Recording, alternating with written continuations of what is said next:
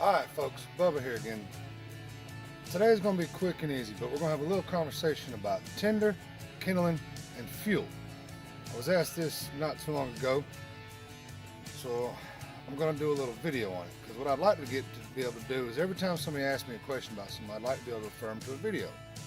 Not because I don't like talking to people, but because it'll always be recorded. It'll always be out there, so if you ever have a question again, it'll be there. So today's going to be pretty quick.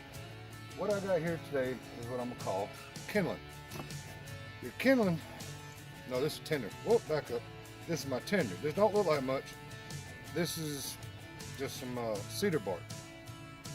Your Tinder is what you start with, and it needs to be very fine, fibrous material that'll catch a spark either from a ferro rod or from, flint and steel, or a dry big lighter that don't have any fluid, but something that'll catch a spark.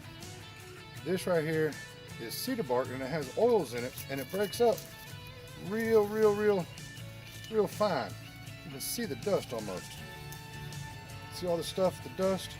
So you want to get something like cedar bark, and you want to crumble it up. You want to make it as powdery and as fluffy as you can make it. Cedar bark,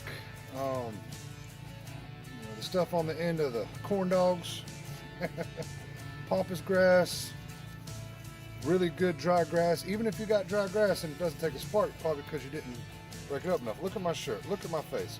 See all this stuff? All this means it's going to catch a spark really easy. And that's what you want to do. You want to have this broken up so fine and powdery that it can't help but catch a spark. And then you make a bird's nest out of it. That will be what you call a bird's nest, and that's where you get your initial spark or flame to go. Of course, it was an airplane. But I don't know if you can see how fine that can get. Keep working that.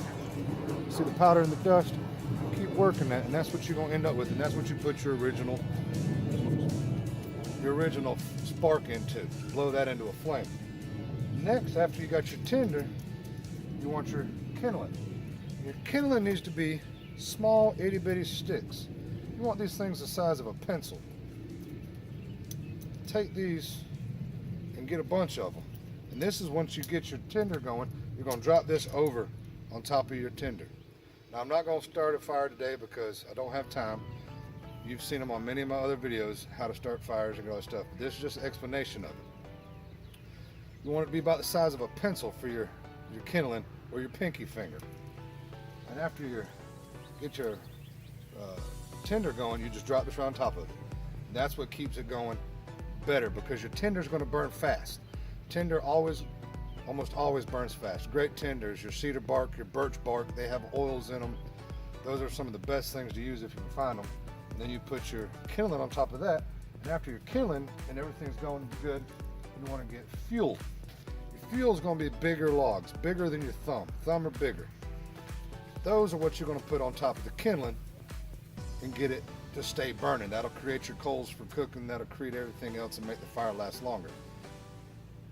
The bigger the fuel, initially it won't start real good. You're going to have to break it down smaller. Another thing, there's a whole bunch of stuff we can do and talk about, but we're just going to do this quick little video about this, and we might do more in detail later.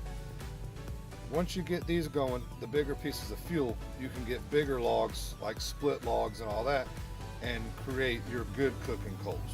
So that's your basics, and there's a little rule of thumb kind of thing that says, pinky, thumb, wrist, your kindling's going to be your pinky size or bigger, and then to your thumb, and then your fuel's going to be to your wrist. But that's going to be to each in your own liking. But just remember, the key to all of this is going to be your tinder. You want it dust. You want it as powdery, as fibrous, as many strings and little hairs you can see sticking up. And that's what'll catch your coals. Without those, you're going to be struggling. There are all kinds of things sold on the market that you can buy with wax and all that stuff infused to them. But the natural stuff is going to be everywhere. That store-bought stuff will run out eventually.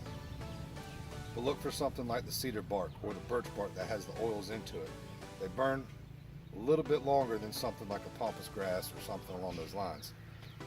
But that's pretty much all I was going to talk about today. You can use fat lighter. I do have a piece of that.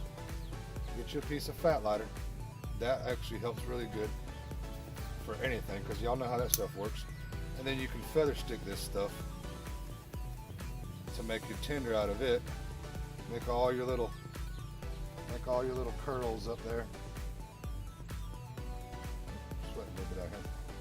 And that'll help you be able to get it. You make enough of these curls on your fat lighter, you'll actually be able to get it started with your ferro rod and all that.